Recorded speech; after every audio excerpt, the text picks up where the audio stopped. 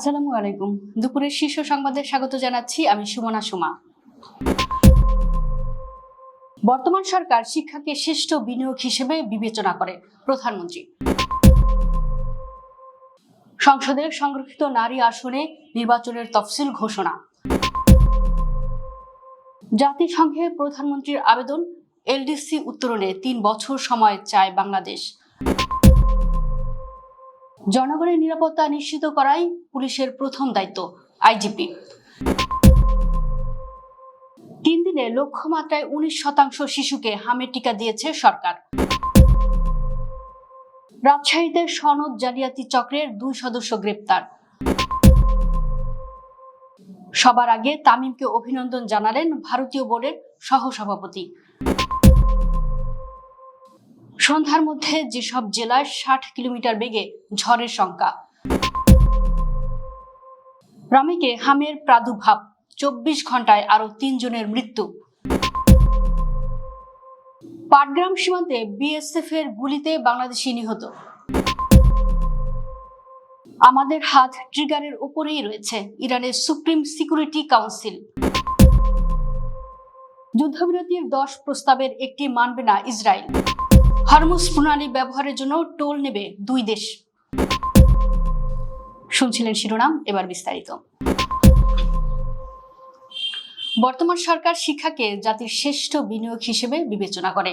সেই সঙ্গে একটি গুণগত, জীবনমুখী ও অন্তর্ভুক্তিমূলক শিক্ষা ব্যবস্থা গড়ে তুলতে সরকার বদ্ধপরিকর বলেও জানিয়েছেন প্রধানমন্ত্রী তারেক রহমান। বুধবার জাতীয় সংসদের অধিবেশনে সংসদ সদস্য মোহাম্মদ সেলিম রেজার এক লিখিত প্রশ্নের জবাবে প্রধানমন্ত্রী একথা বলেন। এ সময় স্পিকার হাফিজউদ্দিন আহমদ বীর বিক্রম অধিবেশনের সভাপতিত্ব করেন। বুধবারের প্রশ্নোত্তর টেবিলে বিষয়টি উত্থাপিত হয়। ত্রয়োদশ জাতীয় সংসদের সংক্ষিপ্ত নারী আসনে নির্বাচনের তফসিল ঘোষণা করা হয়েছে। বুধবার বেলা ১১টার দিকে এ তফসিল ঘোষণা করে নির্বাচন কমিশন। তফসিল অনুযায়ী সংরক্ষিত নারী আসনে ভোট গ্রহণ করা হবে ১২ মে। মনোনয়ন দাখিলের শেষ তারিখ ২১ এপ্রিল।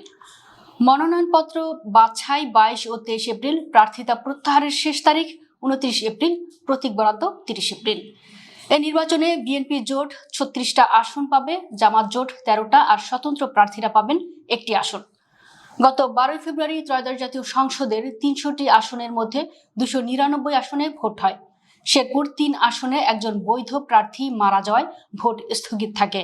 এছাড়া বগুড়া ৬ আসন তারেক রহমান ছেড়ে দেওয়ায় উপনির্বাচন হবে। এছাড়া চট্টগ্রাম ২ ও ৪ আসনে আইনি জটিলতা থাকায় ফল প্রকাশ করেনি নির্বাচন কমিশন। স্বল্পোন্নত দেশ থেকে উন্নয়নশীল দেশে উত্তরণের সময়সীমা ৩ বছর পিছিয়ে দেওয়ার জন্য জাতিসংঘের কাছে আনুষ্ঠানিক আবেদন জানিয়েছেন প্রধানমন্ত্রী তারেক রহমান।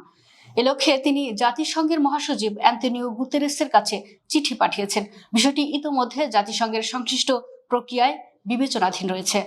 চিঠিতে প্রধানমন্ত্রী উল্লেখ করেন, বাংলাদেশ এলডিসি উত্তরণ ঠেকাতে চায় না, বরং উত্তরণটি যেন টেকসই, স্থিতিশীল এবং দীর্ঘমেয়াদী হয় সেটি নিশ্চিত করতে চায় সরকার।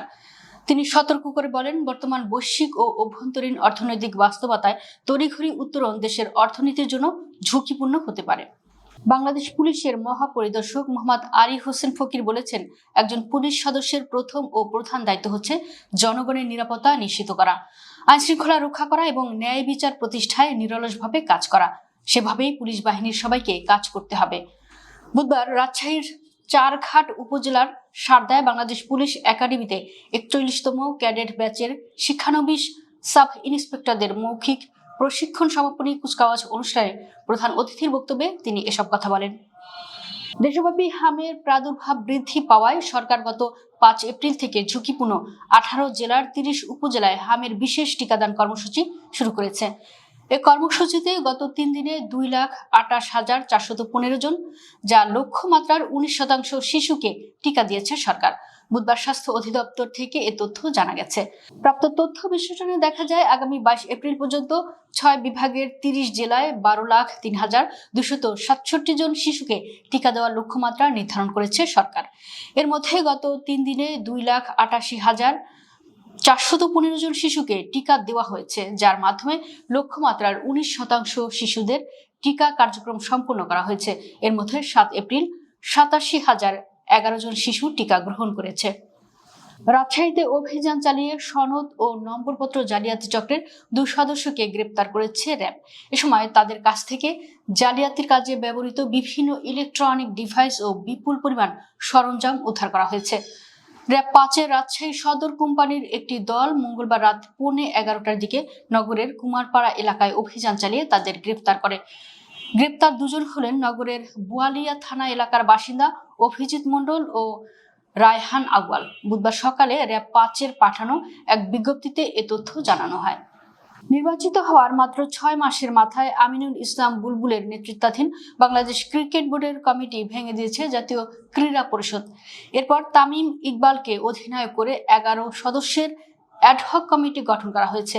সবার আগে তামিমদের স্বাগত জানিয়েছেন Board of Control for Cricket in India. তামিমকে অভিনন্দন জানিয়েছে বিসিসিআই এর সহসভাপতি রাজীব শুক্লা। সামাজিক যোগাযোগ মাধ্যমে এক্সে দেওয়া এক বার্তায় তিনি লিখেছেন, বাংলাদেশ ক্রিকেট বোর্ডের সভাপতি হওয়ায় তামিম ইকবালকে অভিনন্দন। একজন সাবেক ক্রিকেটার হিসেবে তার নেতৃত্ব দেশে ও বিদেশে ক্রিকেটের সম্ভাবনাকে আরো উজ্জ্বল করবে। দেশের 3 জেলায় সন্ধ্যার মধ্যে ঝড় হতে পারে বলে জানিয়েছেন আবহাওয়া অধিদপ্তর। সংস্থাটি বলছে ঘন্টায় সর্বোচ্চ 60 কিলোমিটার বেগে হতে পারে এই ঝড়। এজন্য সংশ্লিষ্ট এলাকায় নদী বন্দরগুলোকে সতর্ক সংকেত দেখাতে বলা হয়েছে।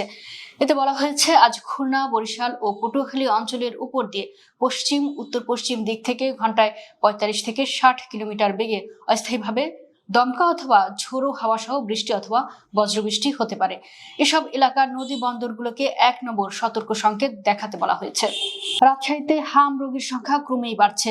গত 24 ঘন্টায় নতুন করে 23 জন সাসপেক্টেড হাম রোগী হাসপাতালে ভর্তি হয়েছেন। একই সময়ে এই রোগে মৃত্যু হয়েছে 3 জনের। রাজশাহী মেডিকেল কলেজ হাসপাতাল সূত্রে জানা গেছে গত একদিনে চিকিৎসা নিয়ে সুস্থ হয়ে বাড়ি ফিরেছেন 10 জন রোগী।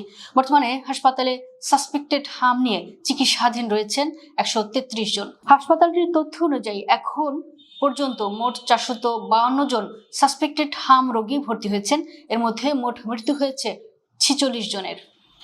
লালমনিরহাটের পাটগ্রাম উপজেলার ধবলগুড়ি সীমান্তে বিএসএফ এর গুলিতে আলী হোসেন নামে এক বাংলাদেশি নিহত হয়েছেন। বুধবার ভোররাতে শূন্য রেখা থেকে ভারতের অভ্যন্তরে এ ঘটনা ঘটে। নিহত আলী ওই এলাকার বাসিন্দা। বিজিবি সূত্রে জানা গেছে সীমান্ত পিলার 874/5 এস সংলগ্ন এলাকায় রাত ও ভোরে 2 দফা গুলির শব্দ শোনা যায়। পরে বিএসএফ জানায় কয়েকজন বাংলাদেশি কাঁটাতারের বেড়া কাটতে গেলে সতর্ক গুলি ছোড়া হয় এবং ধস্তাধস্তির এক পর্যায়ে আলী হোসেন গুলিবিদ্ধ হন। গুরুতর আহত অবস্থায় তাকে ভারতে নিয়ে গেলে চিকিৎসক তাকে মৃত ঘোষণা করেন। বিজিবি ঘটনার সত্যতা নিশ্চিত করে জানায় বিষয়টি তদন্তাধীন এবং উভয় পক্ষের মধ্যে বৈঠকের উদ্যোগ নেওয়া হয়েছে। ইরানের সঙ্গে 2 সপ্তাহের যুদ্ধবিরতির ঘোষণা দিয়েছেন মার্কিন প্রেসিডেন্ট ডোনাল্ড ট্রাম্প। এই ঘোষণাকে স্বাগত জানিয়েছেন ইরানের সুপ্রিম সিকিউরিটি কাউন্সিল, তবে সতর্ক করে বলেছে ইরানের হাত বন্দুকের ট্রিগারেই রয়েছে। যুদ্ধবিরতি ঘোষণার পর প্রকাশিত এক বিবৃতিতে ইরানের সর্বোচ্চ জাতীয় নিরাপত্তা পরিষদ জানায়, পুনরায় জোর দিয়ে বলা হচ্ছে যে এর অর্থ যুদ্ধের সমাপ্তি নয়, আমাদের হাত ট্রিগারের উপরেই রয়েছে এবং শত্রুপক্ষের পক্ষ থেকে সামান্যতম ভুল হলেও তার জবাব পূর্ণ শক্তিতে দেওয়া হবে। গত 28 ফেব্রুয়ারি ইরানের বিরুদ্ধে যৌথ হামলা চালায় যুক্তরাষ্ট্র ইসরায়েল। যুদ্ধের প্রথম দিনে সর্বোচ্চ নেতা আয়াতুল্লাহ আলী খামেনি নিহত হন। ইরানের দেওয়া 10টি প্রস্তাবের সবকটি মেনে নিয়েছে যুক্তরাষ্ট্র। ওই প্রস্তাবের 10ম নম্বর ছিল লেবানন সহ সব রণাঙ্গনে সংঘাত বন্ধ করতে হবে, তবে এই শর্ত মানতে রাজি নয় আগ্রাসন চালানো ইসরায়েল। খবর আল জাজিরার।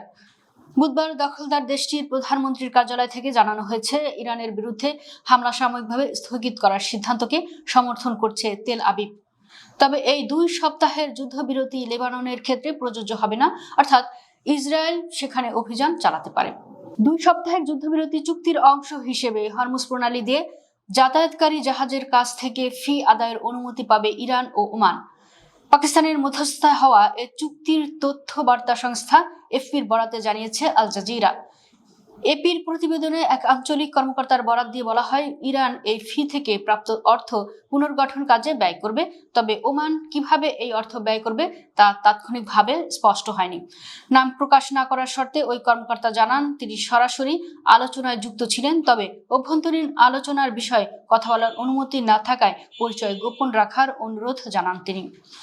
দর্শক, ভিডিওটি শেষ পর্যন্ত দেখার জন্য আপনাকে অসংখ্য ধন্যবাদ। নিত্য নতুন ভিডিও পেতে আমাদের ইউটিউব চ্যানেলটি সাবস্ক্রাইব করুন এবং নিয়মিত নোটিফিকেশন পেতে বেল বাটনটি ক্লিক করুন। আমাদের ফেসবুক পেজটি ফলো করুন। এছাড়াও আমাদের ভিডিও লাইক, কমেন্ট ও শেয়ার করুন। আল্লাহ হাফেজ।